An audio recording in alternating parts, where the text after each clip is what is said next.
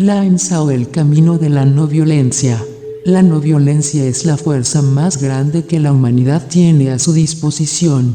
Es más poderosa que el arma más destructiva inventada por el hombre. La destrucción no corresponde ni mucho menos a la ley de los hombres.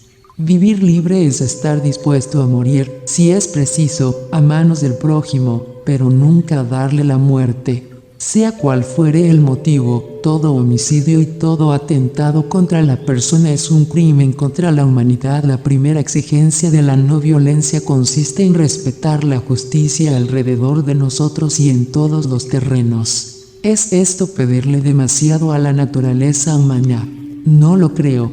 Nunca hemos de hacer teorías sobre lo que el hombre puede realizar de bueno o de malo. Lo mismo que hay que aprender a matar para practicar el arte de la violencia, también hay que prepararse a morir para entrenarse en la no violencia.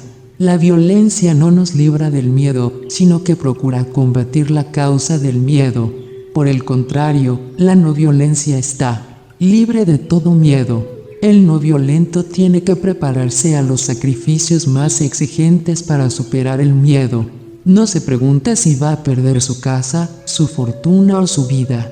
Hasta que no supere toda aprensión, no podrá practicar la ahimsa en toda su perfección. El único temor que conserva es el de Dios. El que busca refugio en Dios no tarda en vislumbrar el Atma, que trasciende al cuerpo. Y entonces es cuando no hay nada que nos ate al cuerpo. Por consiguiente, según se entrene uno en la violencia o en la no violencia, tendrá que apelar a técnicas diametralmente opuestas. La violencia es necesaria para proteger los bienes temporales. La no violencia es indispensable para asegurar la protección de nuestro honor y del Atma. La no violencia no consiste en amar a los que nos aman. La no violencia comienza a partir del instante en que amamos a los que nos odian. Conozco perfectamente las dificultades de este gran mandamiento del amor, pero no pasa lo mismo con todas las cosas grandes y buenas.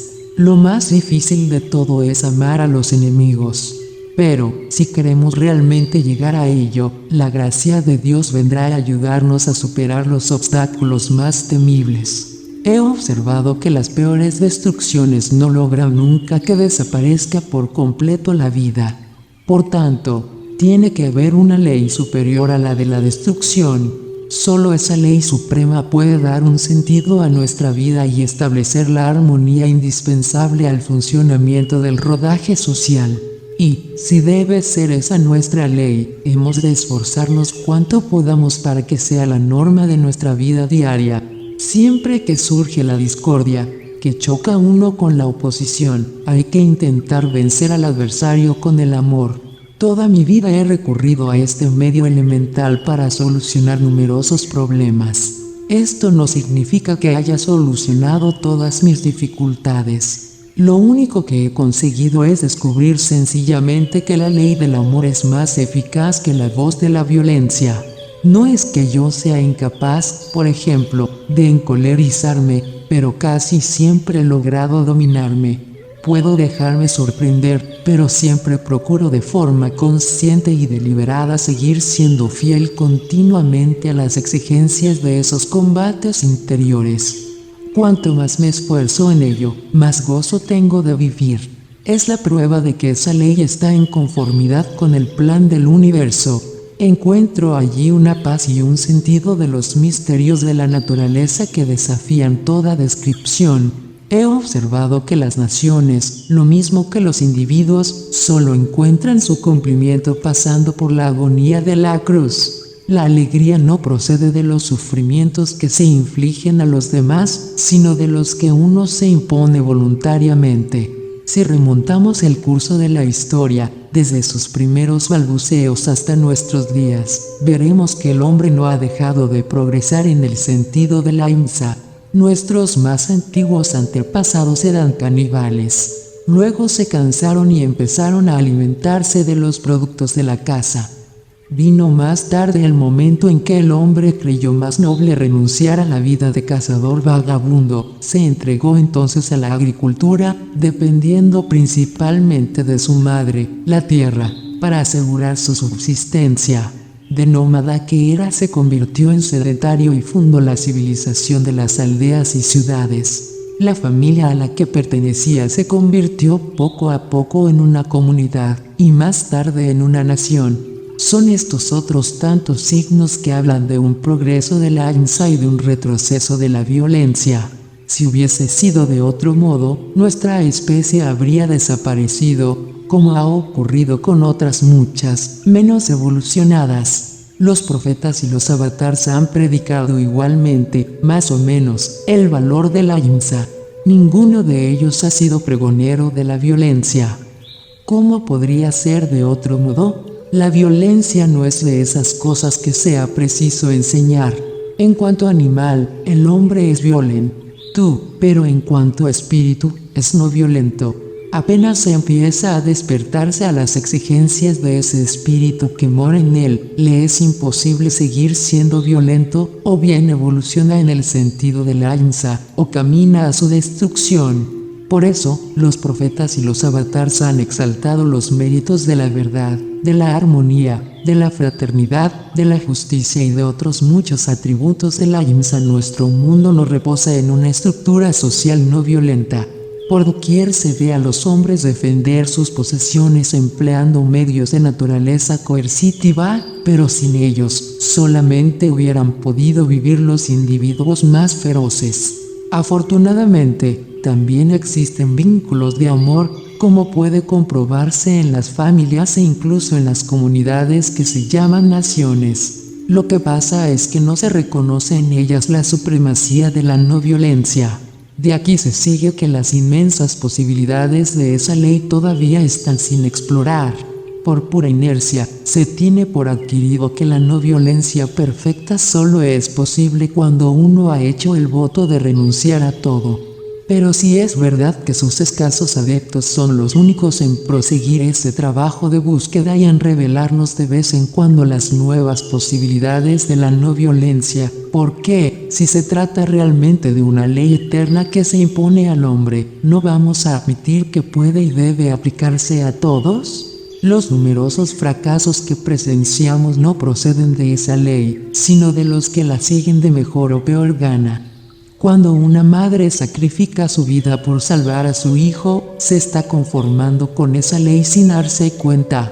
Hace ya 50 años que no he dejado de militar para que se acepte esa ley con conocimiento de causa y para que se la aplique celosamente, a pesar de todos los fracasos. Esos 50 años de esfuerzo se han traducido en resultados maravillosos, que han reforzado mi fe. No hay nada que pueda disminuir esta certeza. No será el espectáculo repugnante de las desigualdades a las que asistimos por todas partes lo que pueda quebrantar esta convicción, ni tampoco ver cómo se han adquirido tantas posesiones de una forma tan injusta, despreciando toda ley. Para derribar esa tendencia, el no violento dispone de las armas del satyagraha y de la no cooperación, que se han presentado hasta ahora como los mejores sustitutos de la violencia, con tal que se haga de ellos un uso honesto y moderado. Jamás he pretendido tener en mi mano todos los secretos de la no violencia. Esta ciencia es demasiado amplia para que pueda poseerla un hombre solo. ¿No pasa también esto con otras ciencias, como la física y la matemática?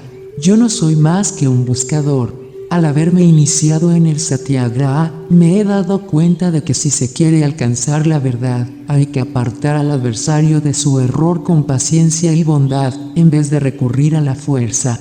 Pues lo que a unos sí parece verdad, a los otros puede parecerles falso. Por otra parte, esa obra de paciencia significa que uno hace recaer sobre sí todos los sufrimientos necesarios.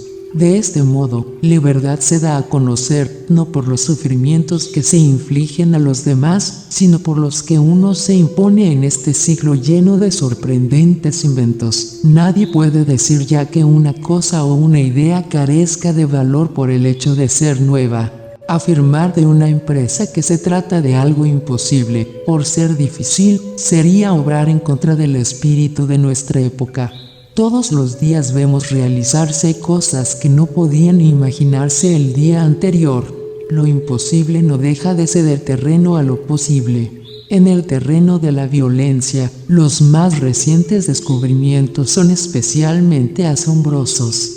Pero estoy seguro de que todavía se realizarán descubrimientos más maravillosos en el terreno de la no violencia. Hay que distinguir entre el hombre y sus actos.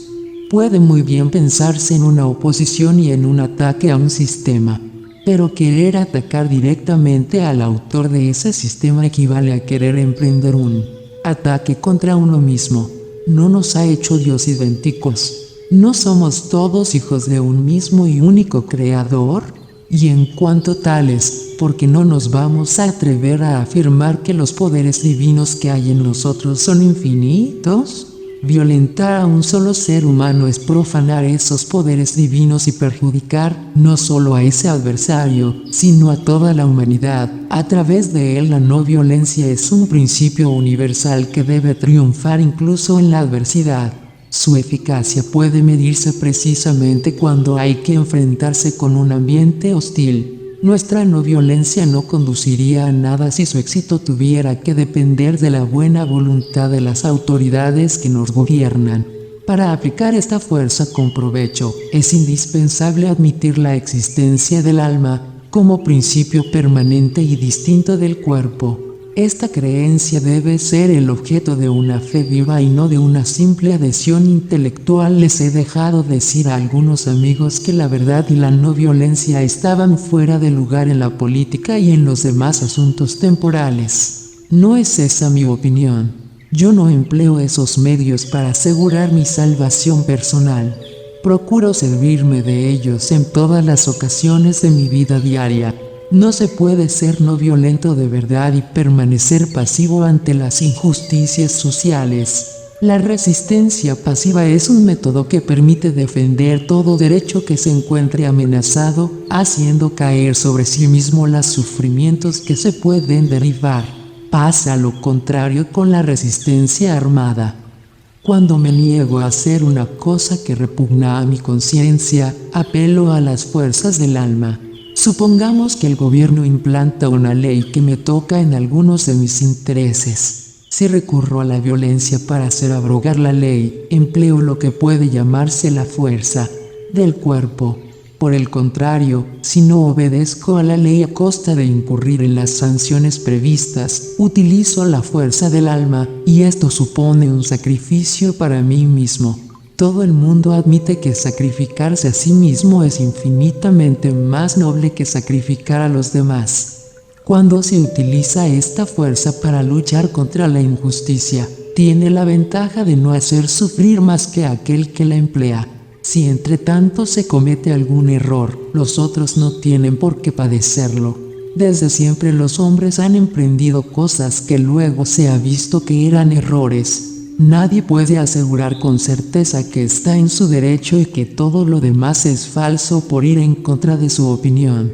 Por el contrario, es indispensable que uno se abstenga de hacer lo que considera injusto, sean cuales fueren las consecuencias. Este primer paso es la llave que permite utilizar la fuerza del alma.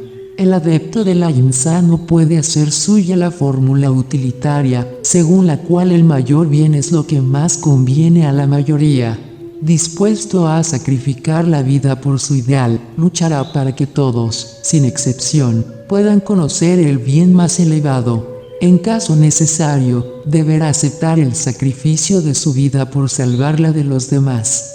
Si todos los hombres pueden gozar de los derechos más importantes, se sigue que allí está también incluida la mayoría y, en este sentido, hasta cierto punto, los defensores de esa forma utilitaria están junto a los no violentos, pero pronto se separarán sus caminos y se dirigirán en sentidos opuestos. En efecto, solo el no violento estará dispuesto a sacrificarse. Los seguidores de una moral utilitaria no tienen ninguna razón para hacerlo. Podríais, desde luego, objetarme que no puede darse una rebelión no violenta y que la historia no cita ningún ejemplo de ella.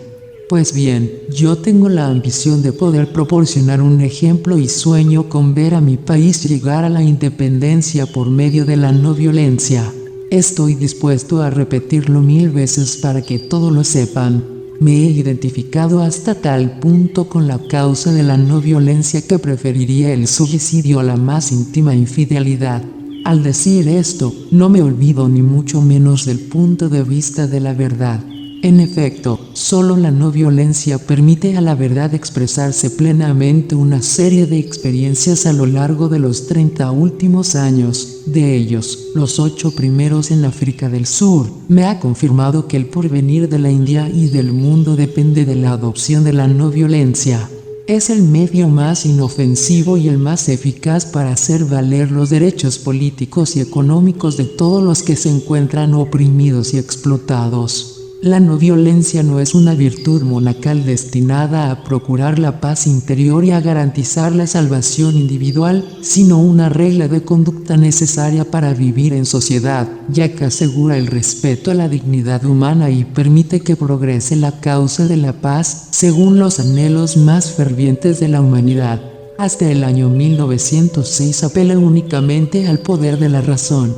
Era entonces un reformador muy activo. Mi respeto escrupuloso a la verdad me permitía atenerme a los propios hechos en el análisis de cada situación, pero he tenido que reconocer que el poder de la razón resultó inoperante en el caso de la situación más crítica con que me encontré en África del Sur. Mis compatriotas se encontraban excitados, también el gusano se yergue a veces amenazador, se pedía venganza, se hablaba de saquearlo todo. Tuve que escoger entonces entre hacerme cómplice de esa violencia o buscar otro método que permitiese resolver la crisis sin llegar a una matanza. Entonces se me ocurrió que deberíamos negarnos a obedecer a una legislación degradante y dejar que las autoridades nos metiesen en la cárcel, si les parecía oportuno. Aquella acción exigía una movilización de los espíritus tan fuerte como en caso de guerra. Por entonces todavía daba pruebas de lealtad ante el Imperio Británico, creyendo que su influencia era en definitiva beneficiosa para la India y para el mundo. Al llegar a Inglaterra poco después de la movilización general, me encontré metido en plena guerra. Debido a una pleuresía, tuve que volúmenes verme a la India. Allí decidí realizar una verdadera campaña para que mis compatriotas se alistasen en el ejército británico. Arriesgué en ello la vida y muchos amigos míos se horrorizaron de verme obrar así. La decepción se produjo en 1919 después de la adopción del Black Rowlatt Act y la negativa del gobierno a remediar algunas injusticias flagrantes de que éramos víctimas. Entonces, en 1920, me puse al lado de la oposición. Desde entonces, cada vez estoy más convencido de que no basta con la sola razón para asegurarle al pueblo lo que necesita. Solo a costa de sacrificios se podrán conseguir ciertas victorias. El sufrimiento es la ley de los hombres. La guerra es la ley de la jungla.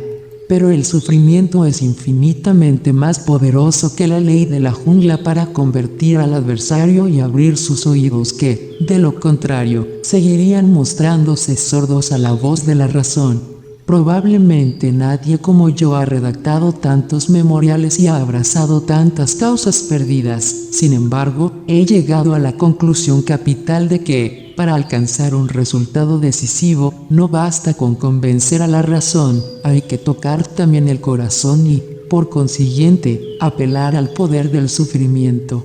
Ese es el único medio para ver cómo se abre en el hombre otra clase de comprensión, esta vez totalmente interior. El blasón del hombre es el sufrimiento, no la espada. La no violencia es un instrumento al alcance de todos, niños, jóvenes o adultos, con tal que crean efectivamente en el Dios del amor y saquen de esa fe un amor igual para con todos. Si se acepta la no violencia como ley de vida, afectará a todo el ser y no solo a unos cuantos actos aislados. Si queremos llegar a ser no violentos, hemos de desear no tener en la tierra nada más que lo que tienen los más pequeños del mundo. Adoptar el principio de la no violencia obliga a separarse de toda forma de explotación. Mi oposición a la guerra no me obliga a impedir que participen en ella los que así lo deseen, pero espero hacerles pensar. Les expongo del mejor modo que puedo mis ideas y luego les dejo con la preocupación de decidirse. Me gustaría decir a los que me critican que tomasen conmigo una parte de los sufrimientos, no solo de la India, sino del mundo entero, tanto si se deben a la guerra como a otros motivos. No puedo quedarme indiferente ante esa carnicería que se extiende por doquier. Es indigno que los hombres se entreguen a ese asesinato generalizado que es la guerra. Estoy seguro de que tiene que haber otra salida para nuestros problemas.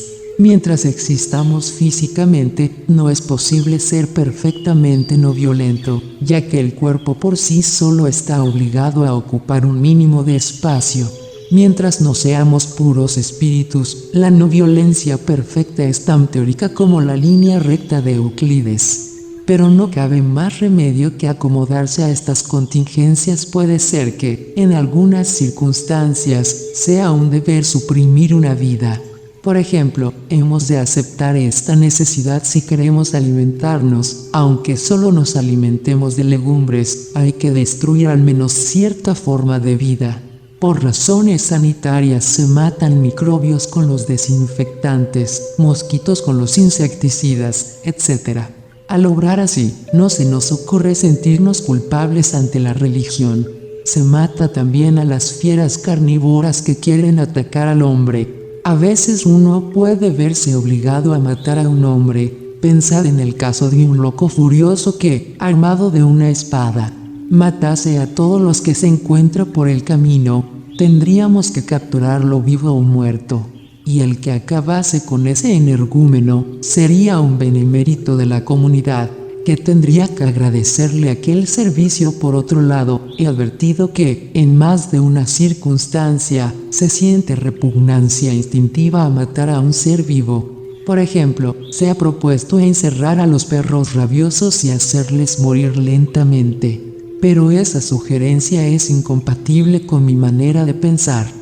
Nunca podré soportar por un solo instante ver a un animal padecer el martirio y sufrir a fuego lento, sin proporcionarle ninguna ayuda. Si en un caso análogo no mato a un ser humano, es porque pongo todas mis esperanzas en algún remedio.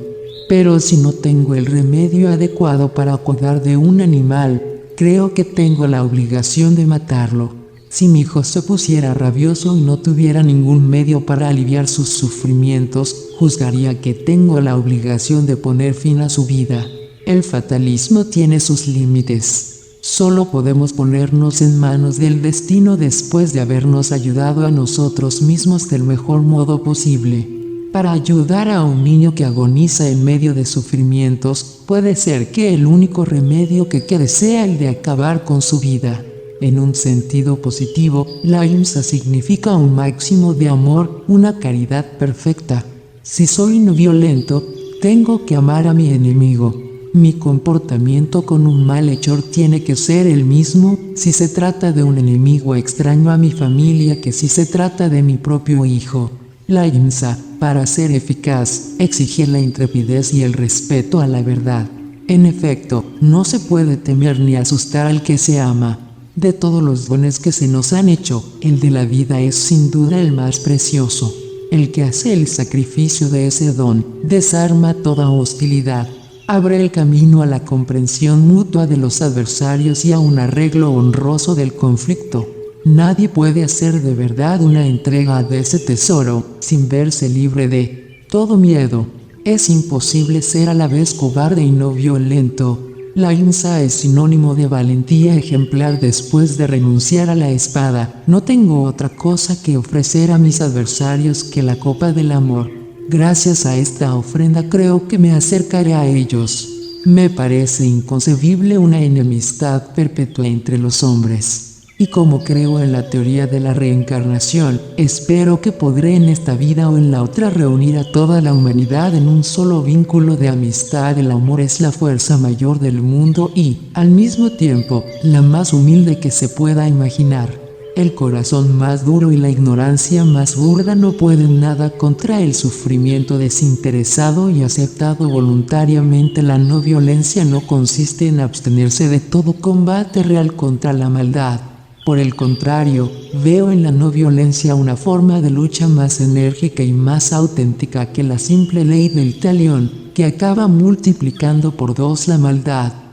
Contra todo lo que es inmoral, pienso recurrir a armas morales y espirituales. No deseo embotar el filo del arma que me presenta el tirano, utilizando un tajo más cortante todavía que el suyo. Procuraré apagar la mecha del conflicto sin ofrecer ninguna resistencia de orden físico. Mi adversario tiene que quedar sujeto por la fuerza del alma.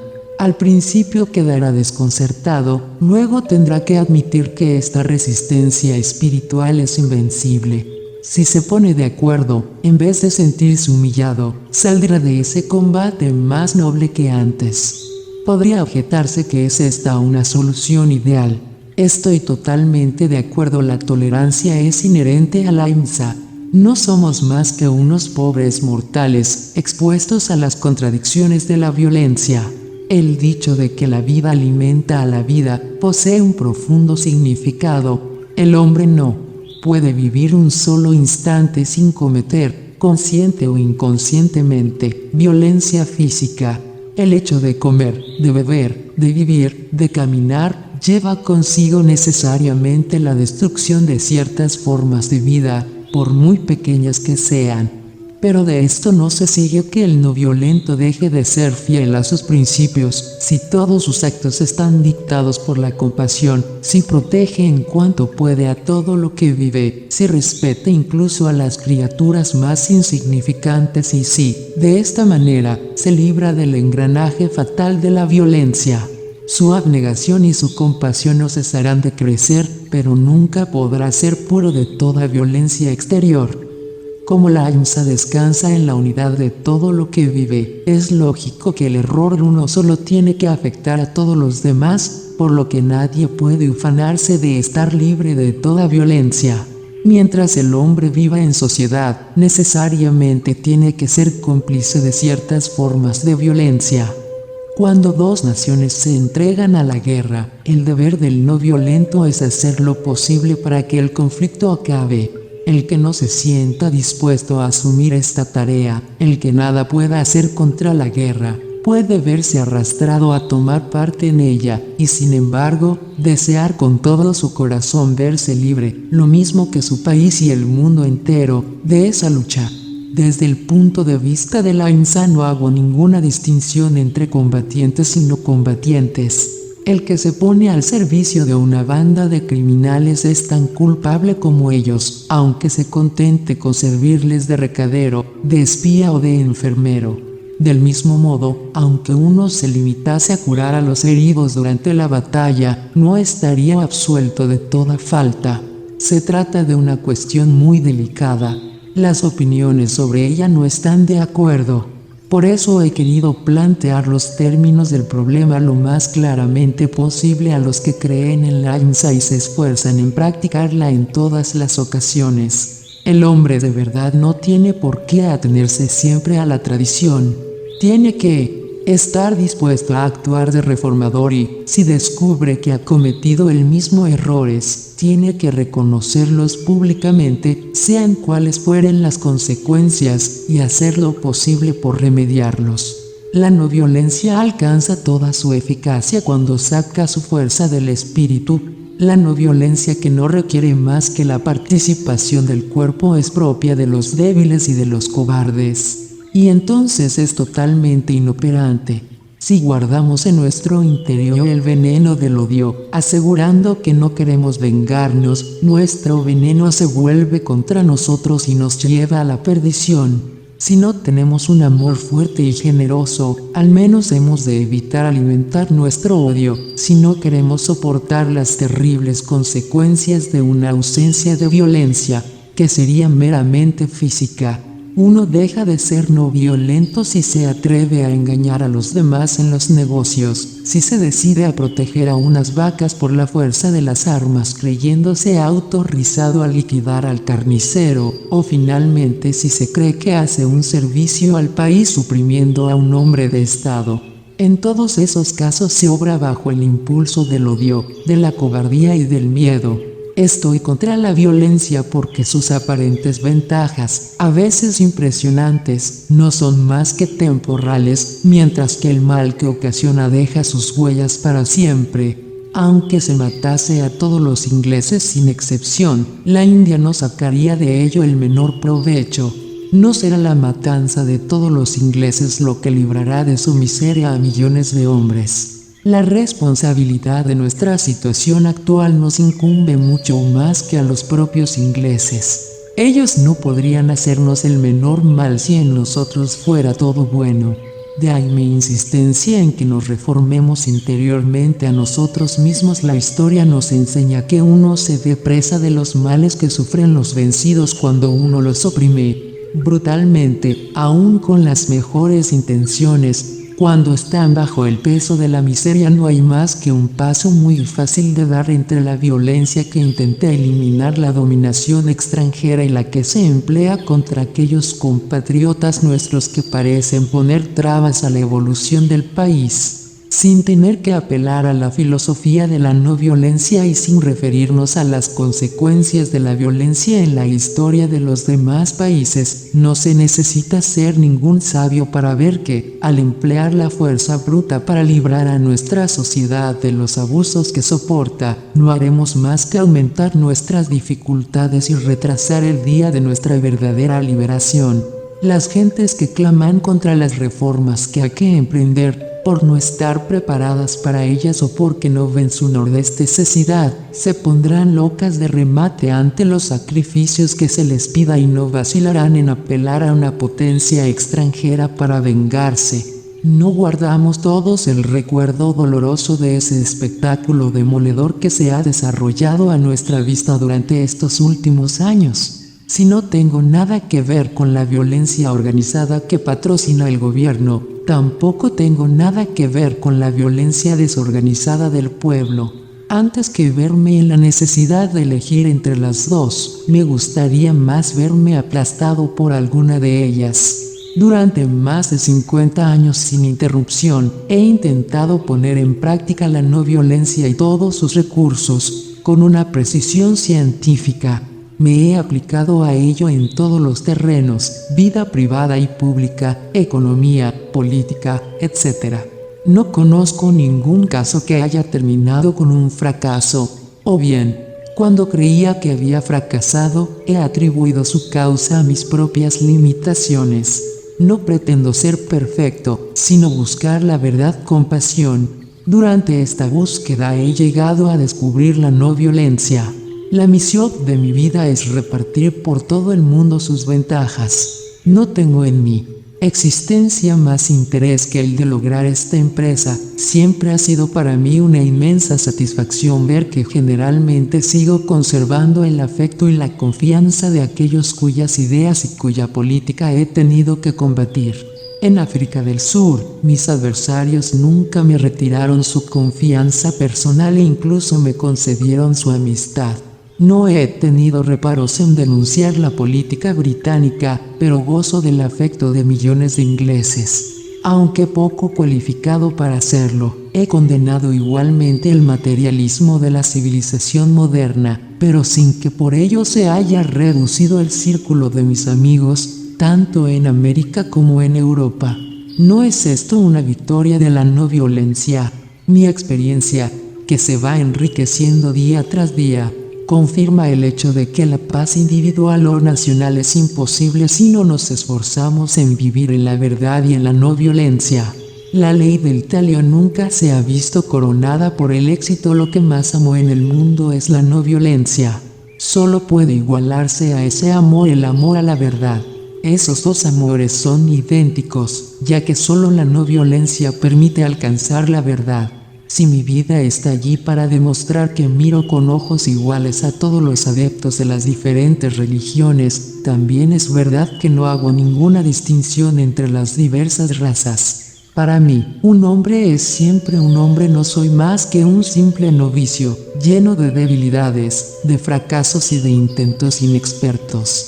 Mis caídas me hacen cada vez más vigilante y refuerzan mi fe. Son los ojos de la fe los que me hacen ver en la doble doctrina de la verdad y de la no violencia posibilidades insospechadas. Soy un optimista inveterado. Es que nuestras posibilidades para desarrollar el poder de la no violencia me parecen limitadas. Cuanto más cultivéis esta fuerza en vosotros, más contagiosa será su influencia, hasta el día en que ningún obstáculo le impida irradiar sobre el mundo entero. A mi juicio, la no violencia no tiene nada de pasivo. Por el contrario, es la fuerza más activa del mundo. Es la ley suprema. No he encontrado ninguna situación que me haya desconcertado por completo en términos de no violencia. Siempre ha llegado a tiempo algún remedio. Se puede asegurar que un conflicto sea solucionado según los principios de la no violencia, si no deja ningún rencor entre los enemigos y los convierte en amigos. Yo he podido experimentarlo en África del Sur con el General Smuts. Enemigo irreductible al principio, es actualmente mi amigo más cordial. Para defenderse no es necesario tener la fuerza de matar. Más valdría tener la fuerza de morir. Si uno estuviera perfectamente dispuesto a morir, ni siquiera tendría ganas de oponer más violencia.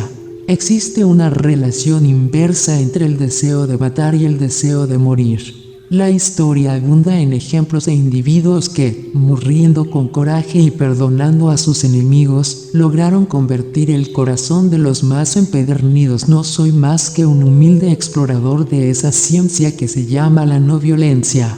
Sus profundidades insondables no dejan de llenarme de confusión y de maravilla, lo mismo que a mis otros compañeros de investigación. En estos tiempos se ha puesto de moda afirmar que la organización de una sociedad es incompatible con la no violencia. Sin embargo, cuando un padre corrige a su hijo, este último no devuelve el bofetón que recibió. Obedece a su padre, no por miedo a los golpes, sino porque ve que ha sido ofendido el amor de su padre. Si se comprendieran de este modo, las demás relaciones podrían muy bien regir la vida de la sociedad. En efecto, la sociedad no es más que una familia más grande. No me gustaría que mi vida exigiese el sacrificio de ningún otro ser, aunque fuera una serpiente. Preferiría antes morir de una picadura que matarla. Pero es probable que, si Dios me pusiera entre la espada y la pared, no tendría coraje para morir. Tengo miedo de que esa bestia que hay en mí se despertase y que procurase entonces matar a la serpiente y proteger este cuerpo miserable. Si mi fe estuviese más profundamente arraigada, las serpientes no me inspirarían ningún miedo y podría incluso verlas con ojos amigos. De esa forma, mis deseos se convertirían en realidad. No soy enemigo del progreso de las ciencias, en cuanto tales. Por el contrario, siento una gran admiración por la ciencia occidental, pero me indigna ver cómo algunos sabios causan malos tratos a otras criaturas. La vivisección me inspira un horror insoportable. Creo que no puede perdonarse esa matanza de seres inocentes, perpetrada, según se dice, en nombre de la ciencia y en provecho de la humanidad. Le niego todo valor a los descubrimientos científicos, salpicados de sangre inocente. La humanidad hubiera podido perfectamente descubrir la teoría de la circulación sanguínea sin practicar la vivisección. Pero creo que está lejos el día en que los sabios honrados sientan repugnancia por esta clase de investigaciones. Nuestra debilidad nos impide comprender bien la no violencia y mucho más ponerla en práctica. Hay que seguir siendo humildes y pidiéndole a Dios sin cesar que nuestros actos sean conformes con las luces que nos da cada día. Como amigo y defensor de la paz, me consagro por entero al servicio de la no violencia, prosiguiendo la campaña que nos permitirá encontrar nuestra libertad.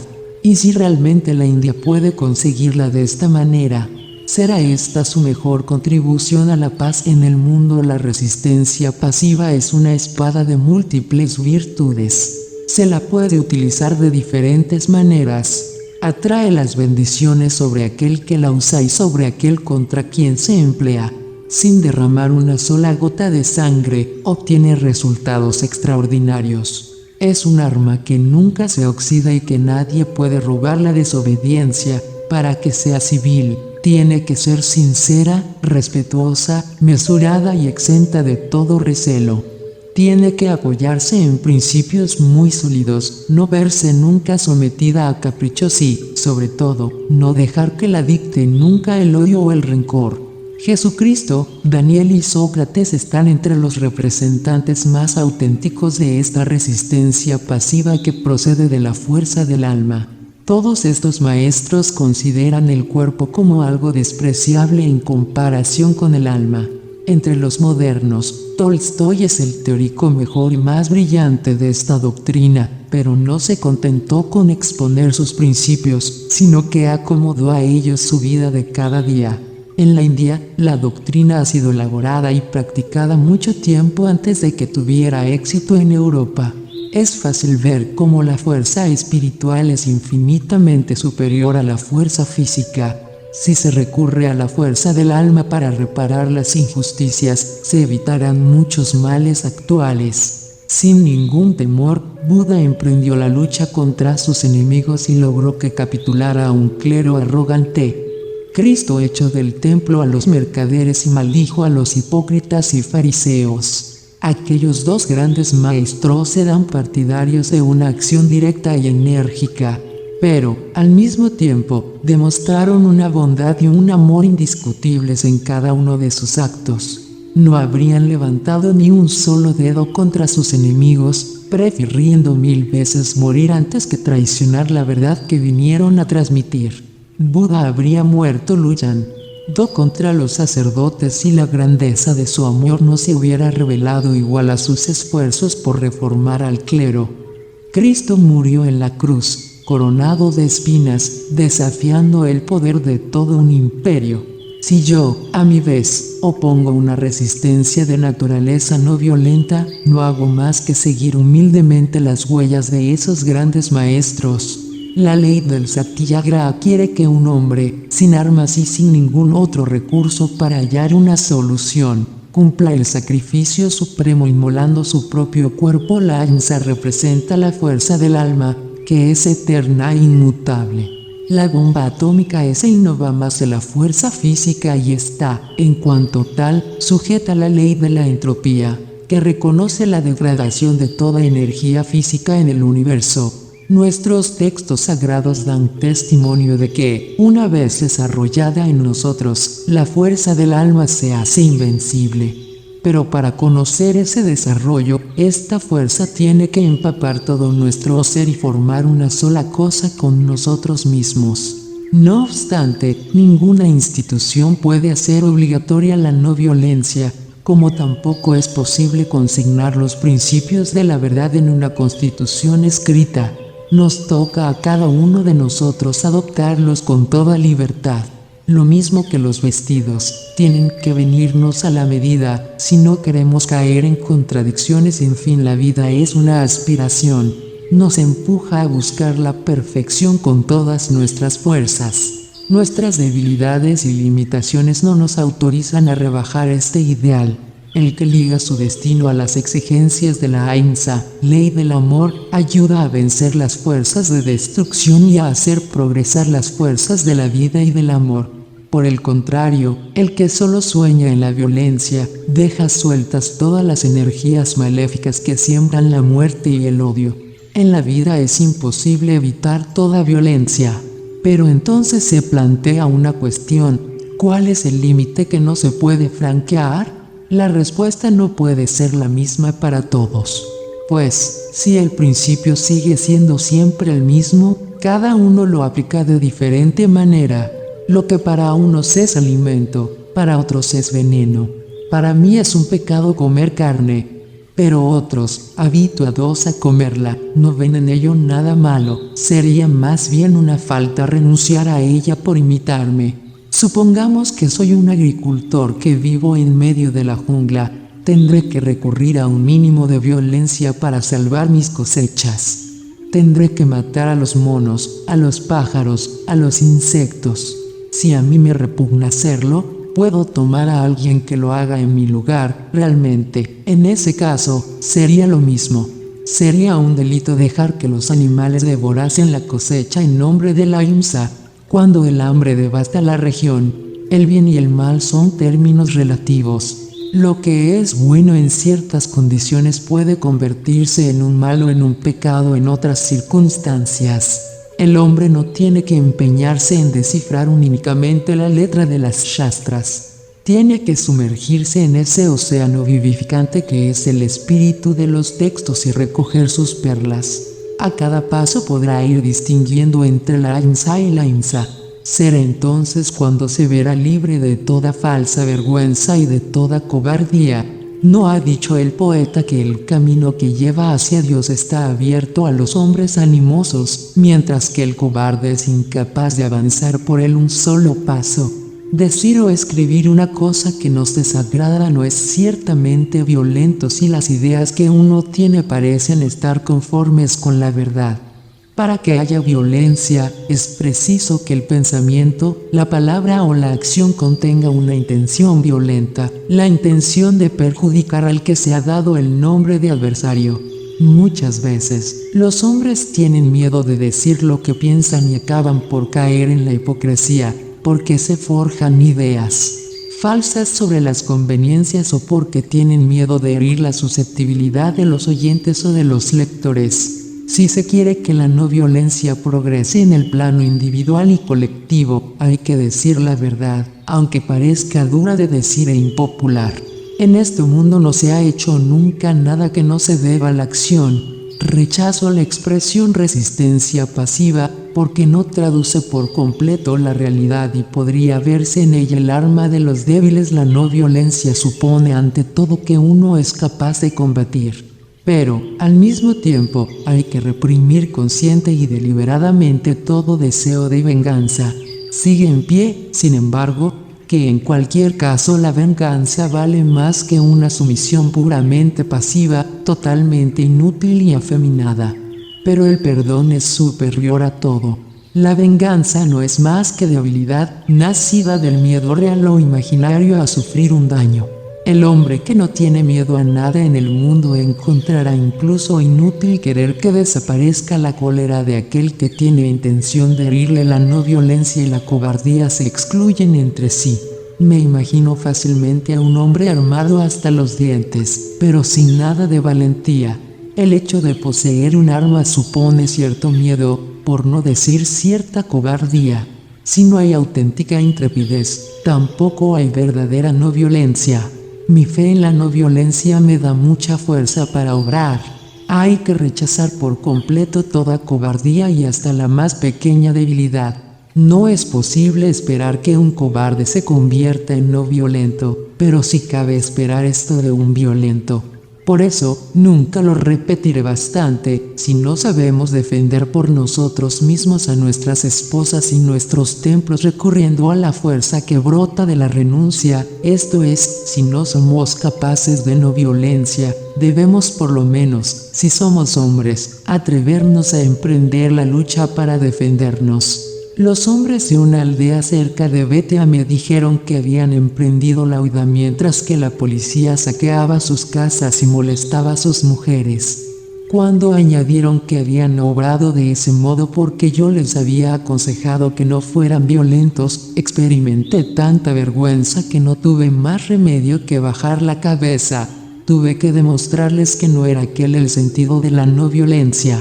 Hubiera preferido ver cómo se situaban de escudo entre los más fuertes que proferían sus amenazas y los más débiles a los que tenían que proteger. Sin el menor espíritu de venganza, deberían haber tomado sobre sí mismos los sufrimientos del combate, dispuestos a hacerse matar, sin huir jamás ante el huracán. Había cierto coraje en la defensa por la espada de los bienes, del honor y de la religión. Todavía habría sido más noble asegurar su defensa sin devolver mal por mal, pero era indigno, anormal y deshonroso abandonar el puesto y, por salvar la piel, dejarlo todo en manos de los malhechores. A los que saben morirse muy bien cómo hay que enseñarles el camino de la ahimsa, pero me parece imposible hacerlo con los que tienen miedo a la muerte. Preferiría 1000 veces correr el peligro de recurrir a la violencia antes que ver cómo castran a una raza. Mi no violencia no admite que se huya ante el peligro, dejando los bienes sin ninguna protección. No tengo más remedio que preferir la violencia a la actitud de los que huyen por cobardía. Resulta tan imposible predicarle la no violencia a un cobarde como hacer que un ciego admire un hermoso espectáculo. La no violencia es la cima de la valentía. He podido darme cuenta de que no era nada difícil demostrar la superioridad de la no violencia a los que estaban amaestrados en la escuela de la violencia. Mientras fui cobarde, mantenía en mi interior un rescoldo de violencia. Cuando, después de cierto número de años, logré superar toda cobardía, pude vislumbrar el valor de la no violencia. No se puede enseñar la no violencia al que tiene miedo de morir y no tiene la energía de resistir. Un ratón sin defensa no es no violento cuando se deja matar por el gato. Si tuviese fuerza para ello, devoraría de buena gana a su enemigo. Como no puede hacerlo, lo único que le queda es escaparse. No diremos de él, sin embargo, que es un cobarde, ya que es la naturaleza la que le dicta ese comportamiento. Pero no hay que vacilar en calificar de cobarde a un hombre que, frente al peligro, reacciona como un ratón. La violencia y el odio se reparten su corazón y, si pudiera hacerlo sin correr peligro, no vacilaría en matar a su enemigo. Un hombre semejante nada tiene que ver con la no violencia y sería inútil querer adoctrinarle. Su naturaleza nada sabe de la bravura. Antes de poder iniciarse en la no violencia, necesitaría aprender de antemano a resistir, hasta la muerte si fuera preciso, siempre que un agresor pretende dominarlo por la fuerza. Proceder de otro modo equivaldría a dar pábulo a su cobardía y a separarle más aún de la no violencia. Si por una parte yo no empujo a nadie a la venganza, por otra tampoco puedo permitirle a un cobarde que se refugie detrás de lo que él llama la no violencia. Ignorando por completo lo que es la no violencia, algunos han creído honradamente que, comparada con el hecho de oponer resistencia, la virtud consistía en huir, sobre todo cuando uno tenía en peligro su vida. En la medida en que predico la no violencia, he de luchar todo lo posible contra errores tan monseñortuosos aunque uno no tenga fuerza física. Es vergonzoso huir, el deber exige que se resista y que muera cada uno en su puesto. Esto sería una actitud no violenta y animosa. Por el contrario, habría coraje, pero faltaría la no violencia si uno emplease la poca fuerza que tiene en combatir y aniquilar al adversario, con riesgo de su vida. La cobardía está en huir ante el peligro.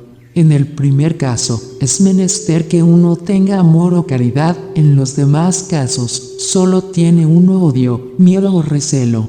Supongamos que soy un negro y que un blanco viola a mi hermana o que un grupo lincha a mi hermano. ¿Cuál sería mi deber? En primer lugar, no debo desearles nada malo a esas personas, ni tampoco, evidentemente, debo colaborar con ellos. Puede ser que yo dependa materialmente de la comunidad que es responsable del linchamiento, entonces, tengo que negarme a cooperar con ellos en adelante y llegar a rechazar el alimento que viniera de esa comunidad. Incluso he de romper mi alianza con los hermanos de color que no han reaccionado ante ello. En caso necesario, no he de vacilar en inmolarme a mí mismo. Más de una vez en la vida he tenido que ponerme a pensar en ese extremo. Pero, desde luego, no se trata de exponerme a morir de hambre, de forma sistemática, sin considerar el conjunto de la situación. Además, hay que mantener una fe inquebrantable mientras la vida se vaya alejando de nosotros, minuto a minuto. Pero yo soy un ejemplo demasiado pobre de no violencia y puede ser que mis ideas no convenzan a nadie. Sí, a pesar de todos mis esfuerzos, no lo consigo en toda mi vida, no por eso disminuirá mi fe. En estos días en que reina la fuerza bruta, parece casi imposible liberarse definitivamente del yugo de la violencia. En muchas cartas anónimas me aconsejan que no ponga trabas al movimiento de no colaboración, aunque el pueblo crea que tiene que recurrir a la violencia. Otros, imaginándose que estoy tramando en secreto una intervención violenta, vienen a preguntarme cuándo tendrá lugar ese feliz acontecimiento tan esperado por todos. Quieren convencerme de que los ingleses solo cederán ante la violencia, abierta o secreta. A veces paso por ser el individuo más criminal de la India, por no revelar nunca mis planes por completo. Piensan que, como los demás, no creo más que en la violencia.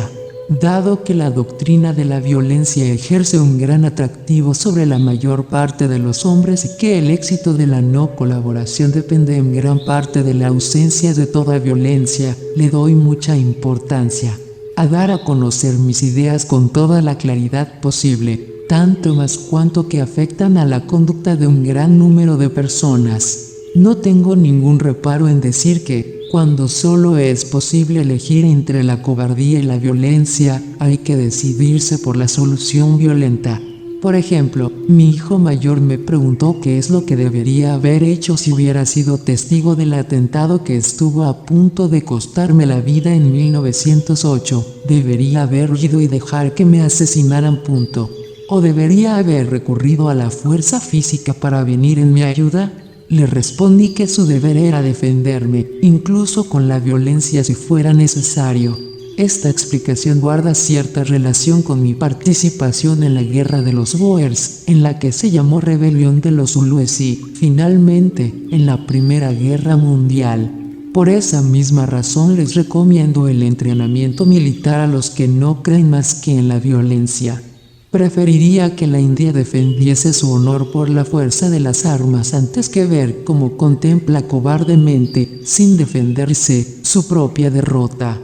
Pero creo sobre todo que la no violencia es infinitamente superior a la violencia y que la clemencia es mucho más noble que el castigo.